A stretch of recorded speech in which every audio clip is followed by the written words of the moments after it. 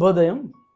క్రీస్తు నందు ప్రియమైన దేవుని బిడ్డలారా, మన రక్షకుడైన యేసు క్రీస్తు యొక్క పరిశుద్ధ నామములో మీ అందరికీ ఉదయకాల శుభాలు తెలియజేస్తున్నాను. దేవుని యొక్క అత్యంత కృపను బట్టి ఈ 2వ మాసం అంతా కూడా దేవుడు మనల్ని, మన కుటుంబాలని, మన బిడ్డల్ని ఆయన హస్తాల్లో, ఆయన రెక్కల చాటును భద్రపరిచి ఈ మాసం అంతా కూడా మనం చేసినటువంటి మన పనుల్లో, మన ప్రయాణాల్లో, మన బాధ్యతల్లో మన కాపరగా, మన ఇమ్మానుయేలుగా, మన పరమ తండ్రి మనకు తోడయుండి క్షేమాన్నిచ్చి ఈ మాసంలో చివరి దినంలో ఈ ఉదయకాల సమయం దేవుని చల్లని మెల్లని స్వరమెనగలిగినటువంటి కృపను దేవుడు మనకు అనుగ్రహించినందుకు మనం ఎంతగానో దేవునికి కృతజ్ఞతలు చెల్లించాల్సిన వారిగా ఉన్నాం. దేవుని బిడ్డలారా, ఈ దినం మన టీఎల్సీ అనుదిన ఆహారంలో దేవుని యొక్క వాక్యాన్ని మనం చదువుకుందాం. 19వ సంకీర్తన 8వ వచనాన్ని ఈ దినం ఈ మాస్ ఎండింగ్లో మరి దేవుని యొక్క మాటల్ని మనం జ్ఞాపకం చేసుకోవటానికి ఈ భాగాన్ని చదువుకుందాం. 19వ సంకీర్తన 8వ వచనం. యెహోవా ఉపదేశములు నిర్దోషమైనవి, అవి హృదయమును సంతోషపరచును.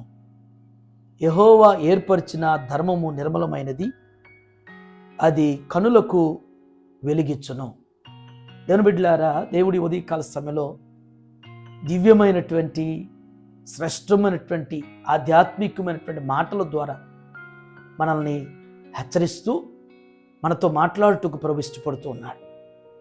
ఈ భాగంలో మనం గమనిస్తే శ్రేష్టమైనటువంటి 3 తలంపులు మనకు జ్ఞాపకం చేయబడుతున్నాయి. మొదటి తలంపు ఏంటంటే యెహోవా ఉపదేశములు నిర్దోషమైనవి అంటున్నాడు. దేవుని బిడ్డలారా, ఈ లోకంలో ఎన్నో ఉపదేశాలు మనకి వినపడుతుంటాయి.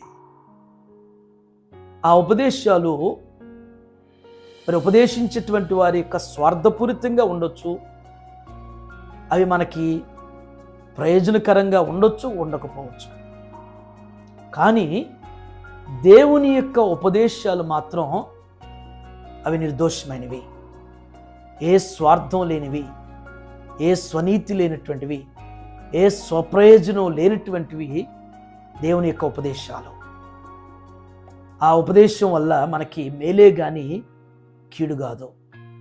ఆ ఉపదేశం మనకి మార్గదర్శకంగా ఉండేదే కానీ మనకి హానికరమైనటువంటిది, మనల్ని నొప్పించేటువంటిది మాత్రం కాదు.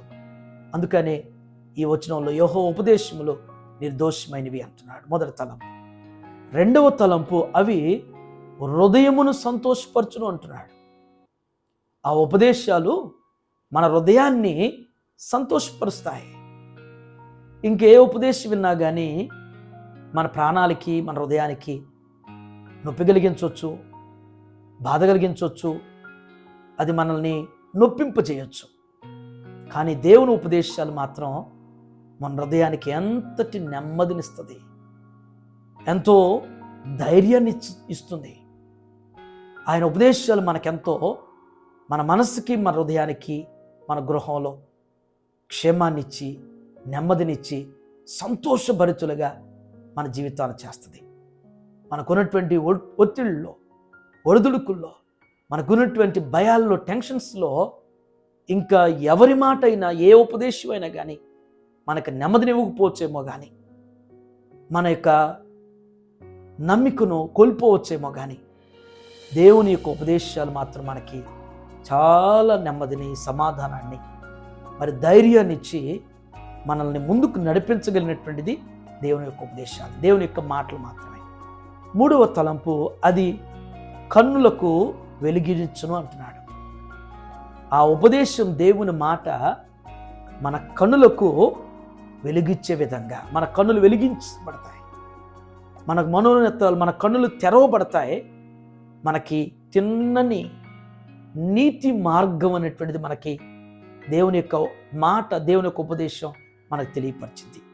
మనం చక్కగా గైడ్ చేస్తూ దేవుని యొక్క ఉపదేశాలు మనల్ని దారి తొలగిపోకుండా, మన అడుగులు తడబడకుండా మనల్ని చక్కగా నీతి మార్గంలో, యథార్థ మార్గంలో, క్షేమ మార్గంలో దేవుని యొక్క మాటలు, దేవుని యొక్క ఉపదేశం మనల్ని నడిపించగలుగుతుంది.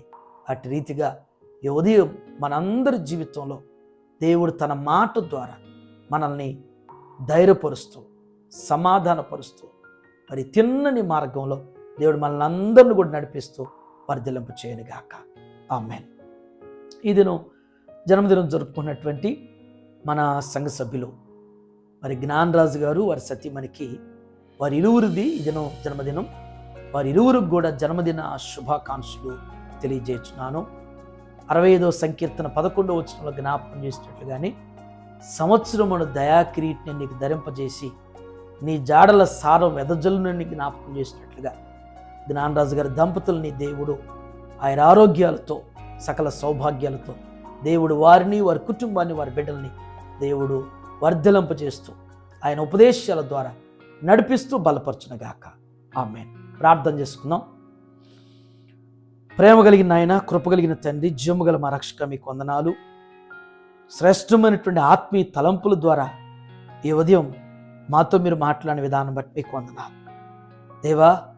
మీ ఉపదేశాలు నాయన మేము అంగీకరించినప్పుడు అవి మాకెంతో మార్గదర్శకంగా ఉంటాయి, మాకెంతో నెమ్మదికరంగా ఉంటాయి, మాకెంతో నాయన మా కన్నులను దేవా మరి వెలిగించేటువంటి రీతిలో మీ మాట, మీ ఉపదేశం ఉంటుందనేటువంటిది ఉదయం మరొక పర్యాయం నాయన మాకు మీరు జ్ఞాపకం చేసినందుకు వందనాలు దేవా. ఈ భూమి మీద నాయన ఎవరి ఉపదేశం, ఎవరి మాటలు మేము విన్నా అవి మమ్మల్ని నొప్పింపజేయొచ్చు, మమ్మల్ని గాయపరచవచ్చు, మమ్మల్ని ప్రభా బాధించవచ్చు కదా తండ్రి. మాకేం ప్రయోజనం కాకుండా పోవచ్చు. కానీ మీ మాటలు, మీ ఉపదేశాల ప్రభా మా బ్రతుకులను, మా జీవిత విధానాన్ని మార్చగలిగినటువంటివి, మా కుటుంబాల్లో నాయన గొప్ప కార్యాలు చేయగలిగినటువంటి దేవా మీ దైవవాక్కులను బట్టి మీకు వందనాచరిస్తున్నాం. ఈ ఉదయం నాయన టీఎల్సీ దిన ఆహారం చూస్తున్న ప్రతి కుటుంబాన్ని, ప్రతి బిడ్డను కూడా జ్ఞాపకం చేసుకోండి దేవా. మనుషులు కల్పించేటువంటి ఆ బోధలు, ఆ ఉపదేశాలు, ఆ మాటల మీద దేవా మరి వాటిని బట్టి నాయన నొప్పించబడుతూ, బాధించబడుతూ నాయన దేవా అవి వాస్తవాలు కాకపోయినా నా తండ్రి గుడ్డిగా అనుసరిస్తున్నటువంటి మా సోదరులందరినీ కూడా మీరు జ్ఞాపకం చేసుకోండి. సత్యమైనటువంటి మీ ఉపదేశాలని అంగీకరిస్తూ అనుసరించు నడవగలిగినటువంటి కృపను దేవా మరి మాకు, మా సోదరులకు మీరు అనుగ్రహించి దీవించండి. ఈ దినం జన్మదినం జరుపుకున్నటువంటి జ్ఞానరాజు గారి దంపతులు మీరు ఆస్వాదించండి. ఇలాంటి బర్త్డేస్ ఇంకా అనేక వారు జరుపుకుంటున్నాయినా మరి నీ పిల్లలను చూస్తామని సెలవిచ్చట్లుగా అట్టి వాగ్దానాలు మా ప్రియుల జీవితంలో స్థిరపరచండి.